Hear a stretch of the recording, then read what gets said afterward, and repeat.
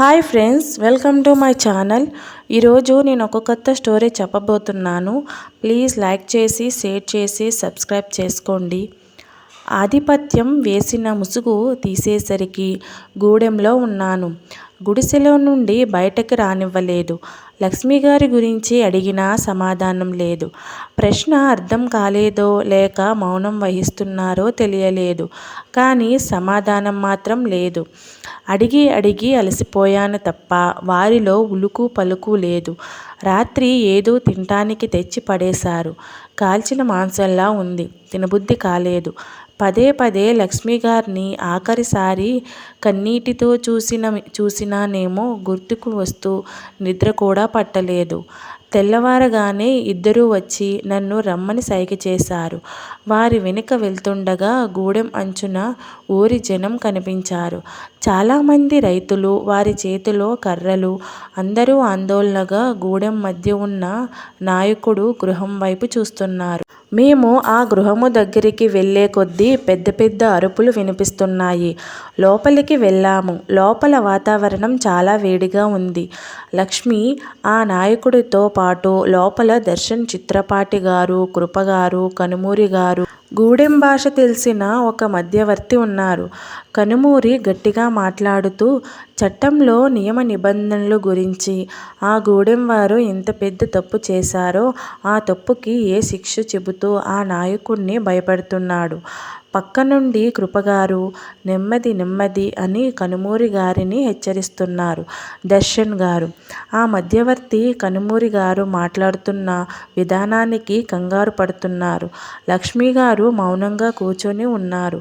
అంతలో అమాంతం ఒక కత్తి వచ్చి కనుమూరి పక్క నుండి వెళ్ళి గుడిసె దడికి గుచ్చుకుంది.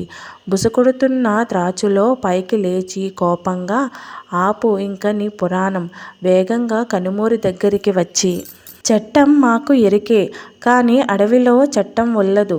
కనుమూరి గొంతులో నుండి మాట రాలేదు. ఆయనకి భాష రావటం నాకు ఆశ్చర్యం అనిపించింది. నాయకుడు, ఒక గూడానికి దొరను. నాకే బెదిరింపా? మా జాతికి భయం మెక్కదు. ఎరుక పెట్టుకో. అడవి జంతువుకి భయం వేసినా, ఆకలి వేసినా తెలిసింది చేసేది ఒక్కటే, వేట. అమ్మి అప్పగించి భూపతిని నిష్కృమత్తం. మధ్యవర్తి, విగ్రహం ఇచ్చి లక్ష్మి గారిని తీసుకొని వెళ్ళమంటున్నారు. కృపగారు, అది మా దగ్గరే ఉంటే ఇంత గొడవ ఎందుకు? మేము ఎప్పుడో ఇచ్చేసేవాళ్ళము. ప్రాణం కన్నా ఏది విలువైనది కాదు కదా. మధ్యవర్తి వాళ్ళ భాషలో అనువదించాడు. నాయకుడి కోపం తగ్గలేదు. దర్శన్ గారు, మేము విగ్రహం వెతికే పనిలోనే ఉన్నాము. రేపే లోయలో నుండి కారు బయటకు తీయటానికి అన్ని ఏర్పాట్లు చేశాము. అందులో విగ్రహం ఉంటే వెంటనే మీకు వచ్చేస్తుంది. మధ్యవర్తి మాట్లాడుతుంటే నాయకుడు ఆపమని, కథ బాగుంది, దినదినానికి ఒక కొత్త సాకు. ముందు ఆ నారాయణ భూపతి అమ్మిని అపహరించుట, దాని వెనుక ఆ ముక్తానంద భూపతి మాట, అన్నీ కథలే. ముక్తానంద భూపతి నా మాటకి కంటతడి నటించి మాట ఇచ్చాడు అమ్మిని తెస్తానని. కానీ తీసుకుని రాలేదు. అందుకే దిక్కులేని చావు. మాట తప్పిన ఆ కుక్క అదుపు, మాట అదుపు. అన్నీ కరుకైన కంఠస్వరంతో లక్ష్మిగారు కుర్చీలో నుండి లేచారు. నాయకుడి పక్కన ఉన్న అతను లక్ష్మిగారి మీద కత్తి ఎత్తాడు. ఆ నాయకుడి కూర్చి పక్కన ఉన్న విల్లును టక్కున తీసి శరవేగంగా లక్ష్మిగారు బాణం వదిలారు. వెంటనే కనుమూరి తన తుపాకీని తీసి లక్ష్మిగారి వెనక్కి వెళ్ళి నిలబడ్డారు. అంతా నిశ్శబ్దం. లక్ష్మిగారు, తాతగారు తప్పు చేశారు కాబట్టి తగ్గి తిలకిస్తున్నాను. లక్ష్మిగారు కనుమూరి గారి చేతిలో నుండి తుపాకీ తీసుకొని, ఎవరితో ఎవరి గురించి మాట్లాడుతున్నారు మర్చిపోయారా? లక్ష్మీ భూపతి ఈ ప్రాంతానికి మేమే ఆది అంతం. ఎంత మదం ఎక్కి మృగం అయిన వేటగాడికి ఎదురు వెళితే వాడి వేటకి బలి అవ్వాల్సిందే. ఎరుక పెట్టుకో. ఎరుపు ఎక్కిన లక్ష్మిగారి కళ్ళు ఆ నాయకుణ్ణి సూటిగా చూస్తున్నాయి.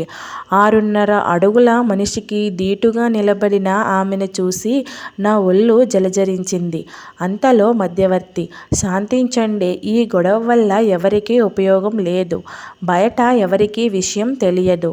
అది బయటికి పొక్కితే విగ్రహం కనిపించినా దాన్ని ఎవరు కాపాడుకోలేరు. కాస్త సౌమ్యంగా నాయకుణ్ణి చూసి, మేమే తీసుకొని వెళ్ళాము కాబట్టి దాన్ని తిరిగి ఇచ్చే బాధ్యతే నాది.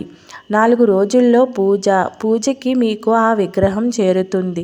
లేదా ఆ అమ్మకి బలిగా నేనే వస్తాను అని లక్ష్మిగారు బయటకు బయలుదేరారు. ఆమె వెనకే మేము కూడా బయలుదేరాము.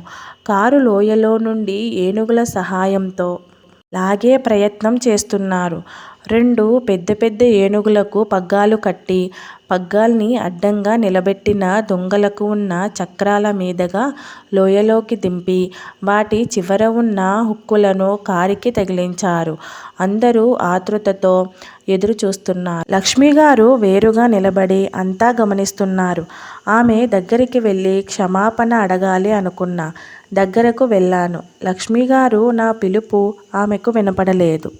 మళ్ళీ పిలిచాను. మొహం చాటేశారు. ఆ క్షణం ఎవరో లోపల చెయ్యి పెట్టి గుండెను లాగేస్తున్నట్టు అనిపించింది. ఎంత లేదు అనుకున్నా దూరం చేసుకోవాలి అనుకున్నా. ప్రేమ పుట్టాక అది పోదు అని అర్థమయ్యింది. భూపతిని కోరుకునే అంత స్వార్థపరుడిని కాను. కానీ ప్రేమించిన అమ్మాయి అసహించుకుంటే తట్టుకోలేకపోయాను. కష్టం అయినా విగ్రహం దొరికిన వెంటనే వెళ్ళిపోవాలి అని నిర్ణయించుకున్నాను. ఆ కారు కోసం ఎదురుచూశాను. కష్టపడి పైకి లాగారు. కానీ తట్టుకోలేని దుర్వాసన. అందరూ వెనక్కి జరిగారు. కొందరు పోలీసులు కారు దగ్గరికి వెళ్ళి అంతా వెతుకుతున్నారు. కానీ ఏమీ కనిపించినట్టు లేదు.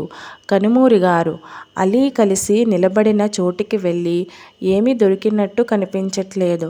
అక్కడ చూస్తున్న ఒక పోలీసు కనుమూరి గారిని చూసి దొరకలేదు అన్నట్టు తల అడ్డంగా ఊపి సైగ చేశాడు. కనుమూరి కోపంతో లక్ష్మిగారి కారుని కొట్టాడు. శాంతించండి, కోపంలో ఏదీ సాధించలేము. కనుమూరి, కోపమే చేతకానితనం వల్ల వచ్చిన కోపం. ఒక పక్క లక్ష్మిగారి ప్రాణం ప్రమాదంలో ఉంది. ఇక్కడ కేసులో పురోగతి లేదు. కానీ ఇప్పటి వరకు ఏదో ఒక మూల ఈ హత్యలకి కారణం దైవశక్తి అనుకున్నాను. కానీ అది నిజం కాదు. అది ఎలా? ప్రతి చోట ఒక ఆచూకీ కూడా లేదు అంటే ఇది ఖచ్చితంగా ఎవరో కావాలనే చేస్తున్నారు. కానీ అది ఎవరు? కనుమూరి, అలీ. మొన్న నేను ఒక విషయం కనుక్కోమన్నాను. కనుక్కున్నావా? అలీ, కనుక్కున్నాను. లక్ష్మిగారు కనుక చనిపోతే ఆ తరువాత ఈ ఆస్తి లక్ష్మిగారికి దూరపు చుట్టం అయిన కృపగారికి వెళ్తుంది. కనుమూరి, సరే అలీ, నీకు కారు నడపటం వచ్చు కదా, మీరు లక్ష్మిగారితో వెళ్ళండి. నాకు కొంచెం పని ఉంది. నేను లక్ష్మిగారి దగ్గరికి వెళ్ళాను. అలీ కారు తీసుకుని వచ్చాడు. లక్ష్మిగారు కారు ఎక్కారు. నేను ఎక్కబోతుంటే లక్ష్మిగారు, ఇది పనివారికి కాదు. నేను డోర్ తీసి అలా నిలబడిపోవటం చూసి అలీ లక్ష్మిగారితో బాగా దూరం, పైగా రాత్రి కావస్తుంది. మీరు అనుమతిస్తే లక్ష్మిగారు సరే అని చెప్పారు. ప్రమాదం ఆమె చుట్టూ ఉంది. ఆమెను ఒంటరిగా వదిలి ఉండలేను. అందుకే ఆత్మాభిమానం చంపుకొని కారు ఎక్కాను. దారి పొడవునా ఆమె మాట్లాడతారేమో అని చూశాను. కానీ లేదు. భవంతి చేరుకున్నాక కారు దిగి వెంటనే వెళ్ళిపోయారు. రాత్రి కావచ్చింది. భవంతిలో ఆఫీస్ గదులు తాళాలు వేయటానికి నేను భవంతిలోకి వెళ్ళాను. కానీ మహేష్ గారి గదిలో ఎవరో ఉన్నట్టు కనిపించింది. దగ్గరికి వెళ్ళి కిటికీలో నుండి చూశాను. లోపల కృపగారు. ఆయన మహేష్ గారి ఇనుప బీరువాలో నుండి కాస్త డబ్బు తీసుకున్నారు. వెంటనే నా తాళాల గుత్తి చూసుకున్నాను. అందులో ఆ ఇనుప బీరువా తాళం ఉంది. ఆయన బయటకు వెళ్ళిపోతుంటే వెంబడించాను. తరువాత అలా వెళ్తూ ఆయన తన మొక్కల పరిశోధనశాలలోకి వెళ్ళారు. నేను బయటే ఉండిపోయాను. ఆయన బయటకు వచ్చాక దొంగతనంగా నేను లోపలికి వెళ్ళాను. ఆయన ఆఫీస్ గదిలా ఏదో కనిపించింది. అక్కడికి వెళ్ళి దీపం వెలిగించాను. ఆ గదిలో మహేష్ మరియు కృపగారు కలిసి ఉన్న చిత్రపటం ఒకటి కనిపించింది. దీపం దగ్గరికి పెట్టి చూశాను. పొరపాటున దీపంలోని నూనె దానికి అంటుకుంది. దీపం కింద పెట్టి చిత్రపటాన్ని తుడిచాను. అది చిరిగిపోయి లోపల ఏవో పత్రాలు కనిపించాయి. పత్రాలు బయటకు తీసి చూస్తే అవి మహేష్ భూపతి సంతకం ఉన్న ఖాళీ దస్తావేజులు. అవి చూసి నాకు భయం వేసింది. అవి పట్టుకుని బయటకు వచ్చేద్దాం అనే కంగారులో కింద పెట్టిన దీపాన్ని తన్నేశాను. ఆ మంట పాకి పరిశోధనశాల అంతా వ్యాపించింది. కిటికీలో నుండి బయటపడే ప్రయత్నం చేస్తుండగా కృప మనుషులతో అటువైపే రావటం గమనించాను. వారి కంట పడకుండా ఉండాలని హడావిడిగా దూకేశాను. కానీ వారు నన్ను చూసేశారు. పరిగెత్తాను చాలా వేగంగా. నా వెనుక చాలామంది వెంబడిస్తున్నారు అని అర్థమైంది. వారి అరుపులు నాకు చేరువ అవుతున్నాయి. ఒక గుట్టపైకి ఎక్కుతూ కింద పడిపోయాను. ఇంక నా చావు ఆ క్షణమే అనుకునే సమయంలో తుపాకీ పేలింది. తల పైకి ఎత్తాను. ఆ గుట్ట మీద ఎవరో తుపాకీ పేల్చారు. ఆ శబ్దానికి నా వెనుకపడ్డ జనం చెల్లాచెదురు అయిపోయారు. నేను లేచి పైకి వెళ్ళి చూస్తే అది ఎవరో కాదు, అలీ. అలీ, నువ్వా? నీకు తుపాకీ ఎక్కడిది? అదా, నా వృత్తిరీత్యా లైసెన్స్ ఇచ్చారు. అంటే నువ్వు నాటక రచయిత కాదా? పోలీసా? కాదు, నేను డిటెక్టివ్ అలీషా.